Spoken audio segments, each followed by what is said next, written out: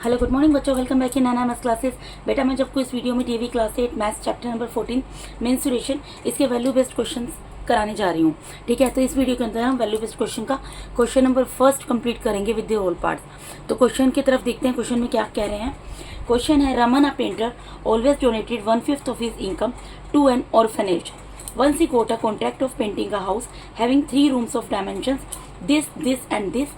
He charged rupees 30 per meter square for his work. पहले तो आपको क्वेश्चन को समझना है कि क्वेश्चन में क्या बोल रहे हैं। यहाँ पे क्वेश्चन है, रमन है रमन कोई गाय है, ठीक है, जो कि पेंटर है। वो पेंट करता है, लोगों के घर पे जाके पेंट का काम करता है, व्हाइट वॉश का काम करता है। ठीक है, वो क्या करता है, हमेशा जो भी वो इनकम उसको जो भी कमाता है वो पेंट करके उसकी जो भी इनकम होती है उसका 1/5 पार्ट जो है अपनी इनकम का वो ऑर्फेनेज का मतलब होता है बेटा अनाथ आश्रम। वहाँ पर ऐसे बच्चे रहते हैं जिनके मम्मी पापा नहीं होते हैं। ठीक है, तो वो अपने इनकम का जो भी पार्ट होता है 1/5 पार्ट अपनी इनकम का एक अनाथ आश्रम को दान कर देता है। वंस ही कोटा कॉन्ट्रैक्ट, एक बार उसको क्या होता है, एक पेंटिंग करने के लिए कॉन्ट्रैक्ट मिलता है जिसमें उसको एक घर के 3 रूम को पेंट करना होता है जिनकी डायमेंशंस आपको दी हैं। ठीक है, तो डायमेंशंस कैसी होती है बेटा, लेंथ ब्रेड्थ एंड हाइट। ठीक है, यानी कि एक रूम की लेंथ ब्रेड्थ हाइट ये है जिसको उसको पेंट करना है, दूसरे रूम की लेंथ ब्रेड्थ एंड हाइट ये है जिसको उसको पेंट करना है, और तीसरे रूम की लेंथ ब्रेड्थ हाइट ये है जिसको उसको पेंट करना है। ठीक है, आपको और वो क्या करता है वो जब जाकर, अब देखिए सपोज करो अगर हम लोग पेंटर हैं, अगर सपोज करो मैं पेंटर हूँ और मैं जाके किसी के घर में जाके उसके 3 रूम्स पेंट कर रही हूँ, तो मैं ऑब्वियसली फ्री में जाकर तो काम नहीं करूँगी, उसका कुछ ना कुछ तो चार्ज करूँगी ना, क्योंकि वही मेरा इनकम का सोर्स होगा। ठीक है, तो वो क्या करता है, वो बोलता है कि ठीक है मैं आपके 3 रूम्स का आप जो डायमेंशंस मुझे बता रहे हो उसका मैं चार्ज करूँगा 30 रुपीज़ चार्ज करूँगा पर मीटर स्क्वायर। यानी कि 1 मीटर का जो 1 मीटर आपके रूम का मेजरमेंट होगा ना उसके लिए मैं 30 रुपीज़ चार्ज करूँगा अपने काम के बदले में। ठीक है, अब देखो हमें जो डायमेंशन दी है वो भी मीटर में दी हुई है और जो वो चार्ज करेगा वो भी मीटर में ही करेगा। ठीक है, यानी कि हमको, मेरे कहने का मतलब है, यूनिट जो है उसको चेंज करने की ज़रूरत नहीं है। ठीक है जी, अब क्वेश्चन की तरफ मूव करते हैं। इसके फर्स्ट पार्ट में क्या बोल रहे हैं, how much money did Raman earn. अब आपको ये बताना है कि रमन कितने पैसे कमाता है। देखो बेटा, जैसा कि मैंने आपको बताया रमन एक पेंटर है। ठीक है, और वो क्या करता है, ऑब्वियसली लोगों के घर में जाके पेंट करता है। अब उसको अब वो कितने पैसे उसने कमाए, कितने कमाए होंगे। ठीक है, तो कैसे पता लगेगा कितने पैसे कमाए, कि जो रूम्स देखो उसने 3 रूम्स को जाके पेंट किया, तो इन 3 रूम से जो उसको इनकम होगी वही तो उसकी अर्निंग होगी ना। लेकिन वो हम कैसे पता लगा सकते हैं, ये तो रूम का मेजरमेंट दे दिया, हमें क्या करना पड़ेगा बेटा, क्योंकि वो अपने जो वो पेंट जाके कर रहा है उसके बदले में वो पैसे चार्ज कर रहा है, और वो कितने कर रहा है, 30 रुपीज़ चार्ज कर रहा है पर मीटर स्क्वायर। यानी कि हमें जो मेजरमेंट दिया 3 रूम्स का, हमें हर एक रूम का पहले क्या निकालना पड़ेगा, हमें हर एक रूम का एरिया निकालना पड़ेगा, पेंटेड एरिया निकालना पड़ेगा। जैसे उसने जब फर्स्ट रूम में जाके पेंट किया तो उस रूम का एरिया क्या था, सेकंड रूम में जब उसने जाके पेंट किया तो सेकंड रूम का एरिया क्या था, और थर्ड रूम में जब जाके उसने पेंट किया तो थर्ड रूम का एरिया क्या था। जब हम एरिया निकाल लेंगे तीनों रूम का तभी तो हमें पता लगेगा ना कि टोटल पेंटेड एरिया कितना है। टोटल पेंटेड एरिया क्योंकि पता लगाना इसलिए ज़रूरी है, टोटल उसने कितने एरिया में पेंट किया, क्योंकि वो एरिया हमारा मीटर में निकलेगा और फिर हमें पता लगेगा कि उसको इनकम कितनी हुई। ठीक है, मैं आपको बताऊंगी, पहले आप ये समझो कि हमें क्या निकालना है। सबसे पहले हमें पेंटेड एरिया निकालना है तीनों रूम का। ठीक है, तो क्वेश्चन स्टार्ट करते हैं। सबसे पहले यहाँ पर मैं क्या निकालूंगी, पेंटेड एरिया ऑफ रूम। अब देखो यहाँ पर 3 रूम की बात हो रही है, यहाँ 3 रूम की बात हो रही है ना, और 3 रूम के डायमेंशन दिए, तो पहले मैं क्या करूँगी, पेंटेड एरिया निकालूंगी फर्स्ट रूम का। तो मैं यहाँ पर ब्रैकेट में लिख देती हूँ painted area of room number 1। ठीक है, अब इसकी मेजरमेंट क्या दी हुई है, यहाँ ब्रैकेट में मैं लिख देती हूँ। फर्स्ट रूम की क्या दी हुई है measurement, 10 metre multiply by 12 metre multiply by 3.5 metre. अब ये क्या होता है, ये होता है हमारा लेंथ, ये होती है ब्रेड्थ और ये होती है हाइट। ठीक है, इसी तरीके से निकलता है। अब आप ये देखो कि इसका फॉर्मूला यहाँ पर क्या होगा। देखो आप एक रूम में बैठे, सपोज करो ये एक रूम है, ठीक है, आप इस रूम में बैठे हो, आप इसको पेंट कराओगे, आप इस रूम को पेंट कराओगे तो इस रूम में कहाँ कहाँ पर पेंट कराओगे? एक तो देखो ये क्या है, इसका टॉप है यानी कि इस रूम की सीलिंग है, और ये क्या है, फ्लोर है। ठीक है, तो पेंट कहाँ कहाँ पर होगा? जो 4 वॉल्स हैं, देखो रूम में 4 वॉल्स होती हैं, 1 2 3 4, इन 4 वॉल्स में पेंट कराओगे। अब फ्लोर पे तो पेंट कराओगे नहीं, जो फर्श होता है, जो रूम का फ्लोर होता है उस पर तो हम पेंट नहीं कराते हैं ना, तो इस पे पेंट नहीं होगा। यानी कि क्या होगा, 4 वॉल्स पे पेंट होगा।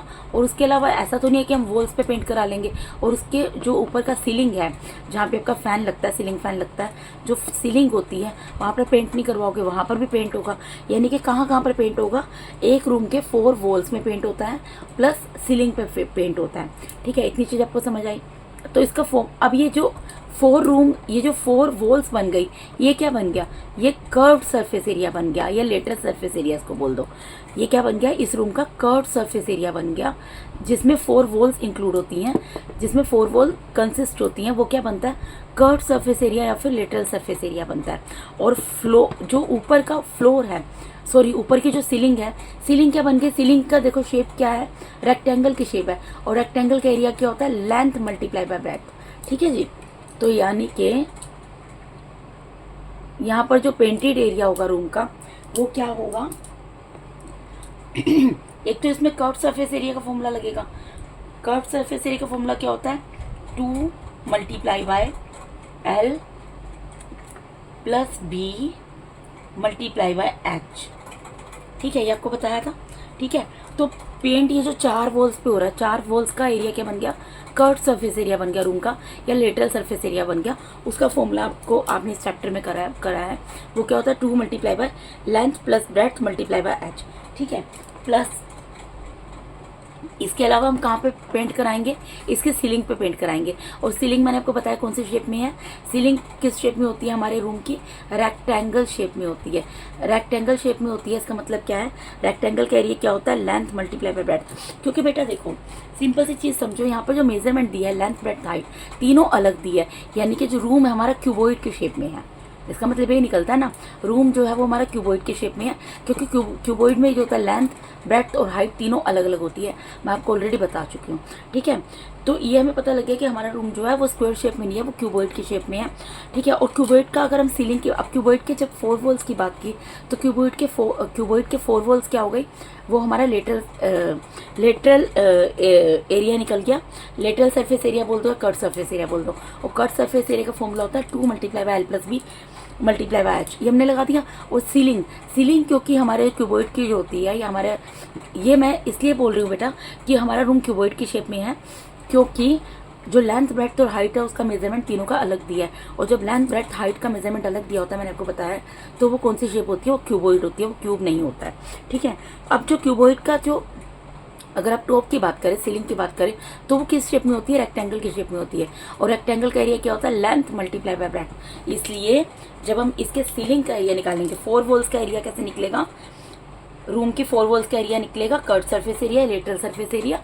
और जो रूम है उसके टॉप का यानी कि सीलिंग का एरिया कैसे निकलेगा? जो रेक्टेंगल का एरिया होता है वो होता है लेंथ मल्टीप्लाई बाय ब्रेड्थ। ठीक है, ये आपको समझ आ गया ये कहाँ से अराइज हुआ फॉर्मूला? अब I just need to put the values, that's it. तो 2 की जगह 2 रहेगा मल्टीप्लाई बाय, मैंने आपको बता दी जो मेजरमेंट होता है length multiply by breadth multiply by height होता है। तो लेंथ कितनी दी हुई है यहाँ पर? लेंथ दी है 10 मीटर प्लस ब्रेड्थ कितनी दी है? 12 मीटर। ठीक है, मीटर अभी मैं नहीं लिखूंगी। मल्टीप्लाई बाय हाइट कितनी दी है? 3.5। ठीक है, ब्रैकेट क्लोज, फिर प्लस का साइन L। लेंथ कितनी दी है? 10 मल्टीप्लाई बाय ब्रेड्थ कितनी दी है? 12। इसको भी मैंने ब्रैकेट के अंदर कर लिया। ठीक है, जब इसको सोल्व कर लेंगे, यहाँ पे 2 की जगह 2 रहेगा मल्टीप्लाई बाय 10 और 12 को प्लस करोगे क्या आएगा? 22 मल्टीप्लाई बाय 3.5। ठीक है, प्लस इन दोनों को मल्टीप्लाई करोगे क्या आएगा? 120। अब यहाँ पर देखो डेसिमल रिमूव कर दो, डेसिमल रिमूव हो जाएगा तो नीचे क्या आ जाएगा? 10 आ जाएगा, क्योंकि डेसिमल के पास 1 डिजिट है तो एक 0 उतर जाएगा। ठीक है, अब इसको कैंसिल कर दो। 2 1 ज़ा 2, 2 5 ज़ा 10। ठीक है, 5 1 ज़ा 5, 5 7 ज़ा 35। तो यहाँ पर क्या आ गया बेटा? यहाँ पर आ गया 22 मल्टीप्लाई बाय 7 और प्लस में 120। इसको अगर हम सोल्व करेंगे, यहाँ पर मैं कर देती हूँ, 22 को 7 से मल्टीप्लाई करोगे क्या आएगा? 7 2 ज़ा 14, कैरी 1, 7 2 ज़ा 14 प्लस 1 15 प्लस 120। ठीक है जी, इन दोनों को प्लस कर लो इन दोनों को प्लस करोगे, यहाँ पे 4 आ गया, यहाँ पर आ गया 7, यहाँ आ गया 2, तो कितना आ गया बेटा 274। और क्योंकि एरिया निकाल रहे हैं तो मीटर स्क्वायर निकल जाएगा। यानी कि हमारा जो फर्स्ट रूम है उसका पेंटेड एरिया, यानी फर्स्ट रूम में कितने एरिया में हम पेंट करेंगे, मतलब जो पेंटर है वो कितने एरिया में पेंट करेगा फर्स्ट रूम के 274 मीटर स्क्वायर, इतना एरिया है जिसमें वो पेंट करेगा। अब जैसे मैंने पेंटेड एरिया ऑफ रूम 1 निकाला है जो डायमेंशन दी थी उनकी हेल्प से, इसी तरीके से हम painted area of room 2 and painted area of room 3 निकालेंगे। ठीक है जी, तो देखो मैं आपको निकाल कर दिखा देती हूँ। अब हम क्या निकालेंगे बेटा, यहाँ पर यहाँ निकालेंगे हम पेंटेड एरिया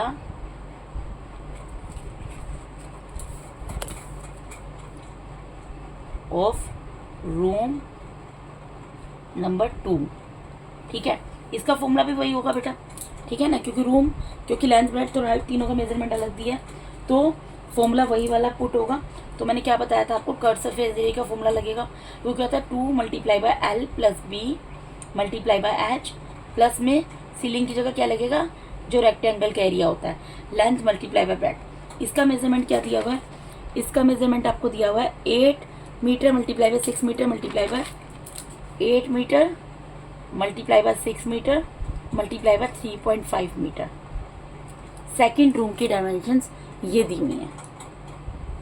ठीक है, यानी कि ये लेंथ दी हुई है, ये ब्रेड्थ दी हुई है और ये हाइट दी है। अब वैल्यूज पुट करनी है बस हमें, तो 2 की जगह 2 रहेगा मल्टीप्लाई बाय एल की जगह क्या आ जाएगा 8 प्लस ब्रेड्थ की जगह क्या आ जाएगा 6 मल्टीप्लाई बाय एच की जगह क्या आ जाएगा 3.5 ब्रैकेट क्लोज, प्लस की जगह प्लस, लेंथ की जगह क्या आ जाएगा 8 मल्टीप्लाई बाय ब्रेड्थ की जगह क्या आ जाएगा 6। अब इसको सोल्व कर लेंगे, 2 की जगह 2 रहेगा मल्टीप्लाई बाय 8 और 6 को प्लस करेंगे कितना आएगा 14 मल्टीप्लाई बाय 3.5। ठीक है जी, और यहाँ पे प्लस का साइन आएगा, 8 6 कितना होता है, 8 6 होता है आपका 48। ठीक है, अब देखो यहाँ पे डेसिमल रिमूव कर देंगे तो 1 0 उतर जाएगा, 2 1 2 2 5 10। ठीक है, 5 1 5 5 7 14, यानी यहाँ पर क्या आ गया 14 मल्टीप्लाई बाय 7 और प्लस में 48। ठीक है, 14 7 कितना होता है, 14 7 होता है 98 प्लस 48, इन दोनों को प्लस कर लो, 8 में 8 को प्लस करेंगे 6 आएगा, कैरी गया 1, 10 हो गया, 10 में 4 को प्लस किया तो कितना आ गया 146। एरिया निकाल रहे हैं तो मीटर स्क्वायर में निकलेगा, यानी सेकंड जो रूम है उसके कितने एरिया में वो पेंट करेगा पेंटर, 146 मीटर स्क्वायर में पेंट करेगा। ठीक है, अब इसी तरीके से हमें निकालना है painted area of room number 3।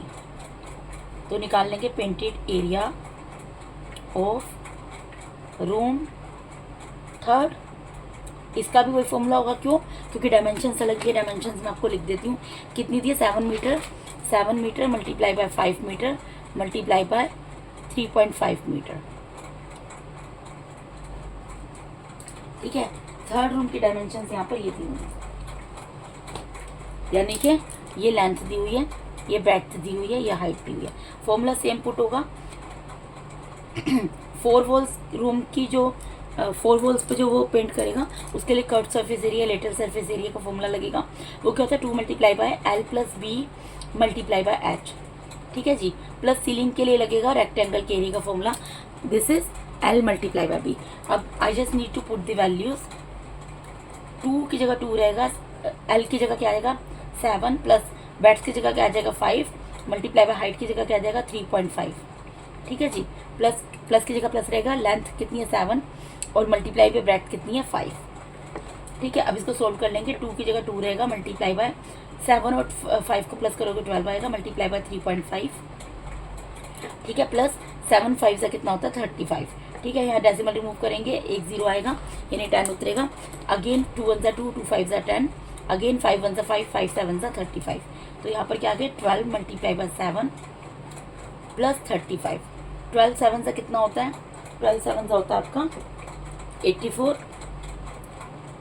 84 में क्या करेंगे 35 को प्लस कर लेंगे, तो प्लस कर लो, 4 प्लस 5 कितना होता है 9 और 8 प्लस 3 कितना होता है 11, यानी कि 15 मीटर स्क्वायर। ठीक है, तो यहाँ पर मैंने क्या किया, मैंने तीनों रूम का एरिया निकाल लिया, पेंटेड एरिया। अब देखो उसने बोला था कि मैं टोटल, तुम मुझे बता दो कि मुझे कितने एरिया में पेंट करना है मीटर के हिसाब से, और मैं पर मीटर के हिसाब से 30 रुपीज़ चार्ज करूँगा। अब मैंने ये तो निकाल लिया कि पेंटेड एरिया रूम 1 का कितना है, रूम 2 का कितना है, रूम 3 का, लेकिन मैं उसको ऐसे तो नहीं बताऊंगी ना। अगर मैं उससे 3 रूम में पेंट करवा रही हूँ तो मैं उसको टोटल पेंटेड एरिया बताऊंगी तीनों रूम का। ठीक है, तो यानी कि टोटल पेंटेड एरिया हमारा क्या निकलेगा, यहाँ पर हमें क्या निकालना पड़ेगा, इसका मतलब total painted area. Total painted area क्या होगा, आप खुद सोचो। ये होगा area of room number 1 plus area of room number 2 plus area of room number 3। यही होगा ना बेटा, तीनों रूम में पेंट करेगा, उसको हमें टोटल एरिया बताना है। हमने इंडिविजुअल निकाल लिया, अब हम इन सबको ऐड कर देंगे। तो फर्स्ट रूम का कितने एरिया में पेंट करेगा वो, 274 मीटर स्क्वायर, तो यहाँ पे 274 लिखूंगी। प्लस सेकंड रूम का कितना एरिया है, 146 निकाला है। प्लस थर्ड रूम का कितना एरिया निकाला है, 119 निकाला है। इन तीनों को यहाँ पर प्लस कर लेते हैं। देखो 274 प्लस 146 प्लस 119 प्लस करोगे तो देखो यहाँ पर 4 प्लस 6 कितना होता है, 10, 10 प्लस 9 19, कैरी गया 1, यहाँ 8 हो गया, 8 प्लस 4 12, 12 प्लस 1 13, कैरी गया 1, 2 प्लस 1 3, 4 5, 539 आ गया। यानी कि टोटल वो कितने एरिया में उसको पेंट करना है, 539 मीटर स्क्वायर। अब हमने उस पेंटर को बता दिया कि तुम्हें जो तीनों रूम है ना, जिनकी डायमेंशन दी थी, उनका हमने एरिया निकाल लिया, और उन टोटल मतलब तुम्हें कितने एरिया में पेंट करना है, तुम्हें टोटल 539 मीटर स्क्वायर में पेंट करना है। ठीक है, तो पहले तो हम ये निकाल रहे हैं कि रमन जो है, हमें क्या निकालना है, पहले सबसे हमें ये निकालना है how much money did Raman earn. Raman कितने पैसे कमाता है। देखो रमन कितने पैसे कमाएगा, ऑब्वियसली देखो जितने एरिया में पेंट करेगा, टोटल एरिया इतना है। ठीक है, देखो क्या लिखेंगे हम, देयरफॉर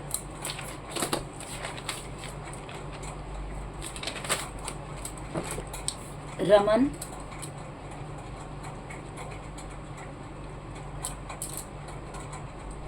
अर्न, रमन कितना कमाएगा, जितने एरिया में पेंट करके पैसे ले रहा है उतने तो कमाएगा ना। टोटल कितने एरिया में पेंट कर रहा है वो, 539 मीटर स्क्वायर में, और पर मीटर के हिसाब से कितने ले रहा है, 30। यानी कि टोटल अगर इतना एरिया है और 1 मीटर के, अगर वो 1 मीटर में पेंट करने के 30 रुपीज़ ले रहा है, तो 539 मीटर में पेंट करने के कितने लेगा, आप सोचो। 30 मल्टीप्लाई बाय 539 ही लेगा ना। ठीक है, तो इन दोनों को मल्टीप्लाई कर लेंगे, पीछे रुपीज़ में निकलेगा क्योंकि अमाउंट निकाल रहे हैं कि वो कितना पैसा कमा रहा है। तो 1 0 उतर जाएगा, 3 9 ज़ा 27, कैरी किया 2, 3 3 ज़ा 9, 9 प्लस 2 कितना होता है 11, कैरी किया 1, 3 5 ज़ा 15 एंड 15 प्लस 1 16।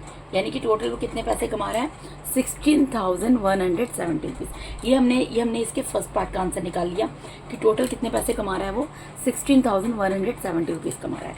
ठीक है, अब इसके सेकंड पार्ट में क्या बोल रहे हैं, find the amount of money he gave to the orphanage. आपको वो अमाउंट बताना है मनी का जो कि वो ऑर्फनेज को, यानी अनाथालय को दान दे देता है। तो इसके बी पार्ट में मैं क्या लिखूंगी यहाँ पर, देयरफॉर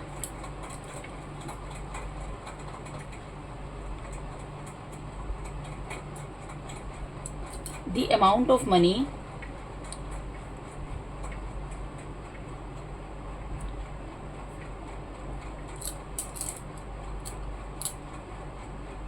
he gave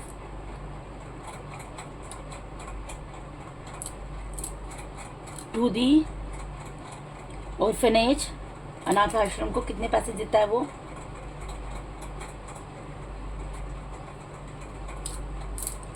हमें इस क्वेश्चन में बताया था, जब फर्स्ट स्टेटमेंट थी, अगर आपने ध्यान दिया होगा, इसने बोला था always denoted 1/5 of his income to an orphanage. वो जितना भी कमाता है अपनी कमाई का 1/5 पार्ट दे देता है। तो कितना दे देता है, 1/5